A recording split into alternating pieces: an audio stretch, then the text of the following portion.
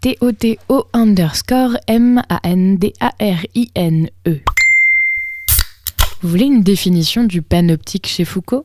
Observez l'autopromo du logiciel Pronote pour les bahuts. Formidable système d'information et véritable outil de pilotage, il vous apporte une vision d'ensemble unique sur votre établissement. On reconnaît tout de suite le vocabulaire de l'entreprise. Outil de pilotage. Oui, ce logiciel n'est pas à destination des chefs d'entreprise, mais des chefs d'établissement. Un peu pareil, mais un peu différent. Pour celles et ceux qui ne connaissent pas, Pronote, c'est un logiciel super pratique qui permet d'informatiser les emplois du temps, les absences, les retards, les notes, les cahiers de correspondance ou encore les agendas dans les établissements du secondaire. Bien entendu, comme par hasard, c'est une entreprise qui développe le truc, donc c'est payant. Ce qui est effrayant, c'est que tout le monde va dire que c'est pratique. En effet, on flique beaucoup plus facilement les élèves puisque les parents ou l'administration sont au courant en direct live des absences et autres conneries des élèves. Une collègue m'a dit qu'une fois elle avait pété un plomb parce qu'elle avait reçu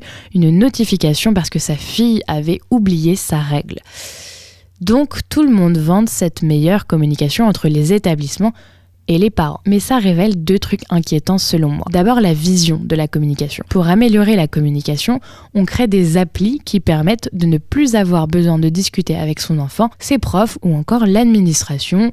Chimère. Ensuite, la vision de l'éducation. On parle de Montessori à tout va, de mettre l'élève au centre du système scolaire, on parle d'autonomie, mais morbleu, on ne devient pas autonome en étant fliqué jusqu'à la moelle. On n'aide pas son enfant à grandir en ne lui faisant pas confiance, et pour lui faire confiance, il faut lui laisser la possibilité de désobéir. La possibilité de l'école buissonnière est, à mon avis, nécessaire à toute bonne éducation.